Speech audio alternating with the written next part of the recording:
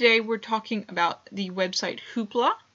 Hoopla is a digital database that holds music, movies, audiobooks, ebooks, comics, and TV shows. You access it through your public libraries section using the following steps. So, when you go to hoopladigital.com, you will see this website, and what you can do is click the Get Started button right here, and it will get you started on its front page. So Hoopla is an area where you have to sign up for this service. You also need to log in when you use it, as opposed to just using your library card number. So what we're going to do is show you the things you need to sign up, and then we're going to get into the system. So what you need to sign up is a valid email address,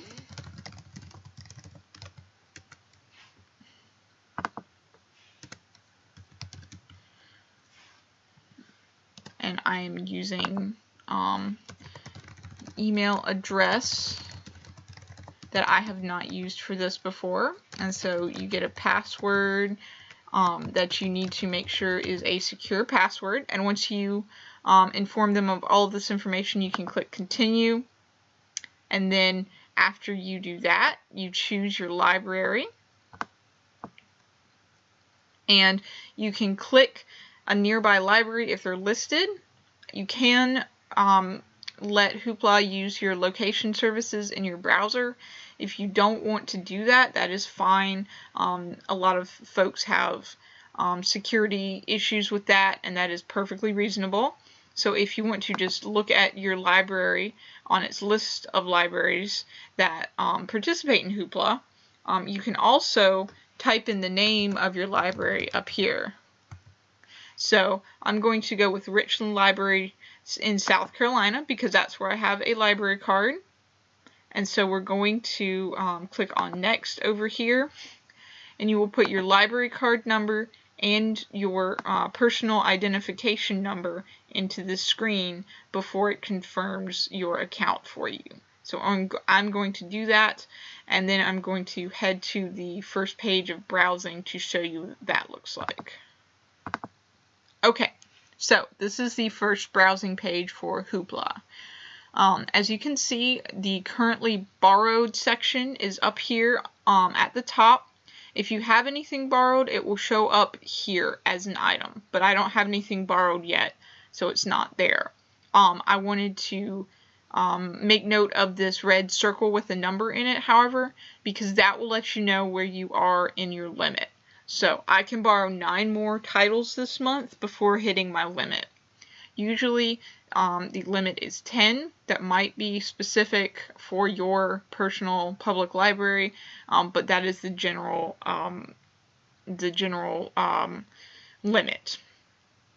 And so this is the first browsing page. You can see all of the different sections that Hoopla has, and I just wanted to point out that the comics section and the television section are fairly innovative within the electronic borrowing database systems. So if you are a big comics fan or a big television fan, you should enjoy using Hoopla a lot. So I am going to show you how to search. You can either click on one of these sections and browse, or if you would like to, you can click search right here. And it gives you a very simple search option. You just type in a keyword.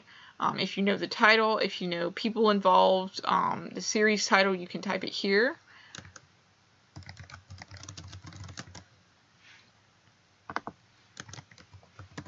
And then you hit enter. And so searching unrestricted like that will show me things that are within all of the genres and all of the media that Hoopla has. So as you can tell, it does not directly take you to the Guardians of the Galaxy movie, and that might be because Hoopla does not carry that just yet. However, it does its best to approximate with what it has, and right here, it's got the soundtrack on there. And so I have decided that I would like to instead check out this movie Brazil, because I've heard good things about it, and since they don't have the Guardians of the Galaxy movie, I will watch this instead. So what you can do is you can click on this title to see more details about it. It does not give you the sort of library standard details about things. It doesn't give you an ISBN number or anything specific to an individual item like you would get in a library electronic catalog. However, it does give you a lot of information about the actual media itself, the content of the movie. So here you can see the cast and crew. You can see the plot synopsis. You can see the subject tags on there. You can see what other people on Hoopla have rated as far as stars go. You can do that yourself if you would like to. You can see who distributed it and what language it's in, how long it's going to be, the title obviously, and also the date of release, the rating, the closed captioning if there is any, which there is in here. So anyway, these will be good consumer pieces of information for you. And so what you can do is click the borrow button when you're ready. And so you have just borrowed that movie. So you get a little window up here that says title is now available under My Titles through Wednesday, November 23rd, 2016. And then it gives you a list of how you can play this title. You can play it through your browser or your Android or Amazon apps. And you can also play it on your mobile device as long as you are keeping it. And so we're going to X out of here. And what you can do is click play to immediately start playing this. It will play within its own window in the browser.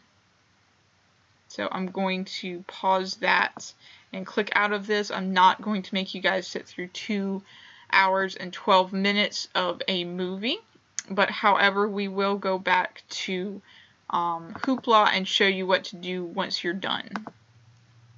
Okay, so you can see that once I'm back at the browsing area of Hoopla, and I have picked something to browse, it will show me the currently borrowed section. So, and again, the number up here has gone down to 8. And so that means I only have 8 left because I just checked this out. So we've watched the movie, we liked it, we've rated it, and so we can click on it again.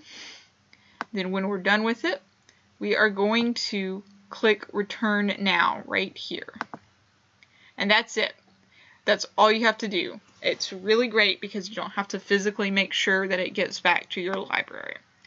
And so, and down here, you will see recommendations based on similar people who are involved in projects that are similar to the movie that you just borrowed or whatever media you just borrowed. And also what other people borrowed based on that particular piece of material that you borrowed. So it's a great simple layout, and that is Hoopla. And there are a lot more things you can browse for.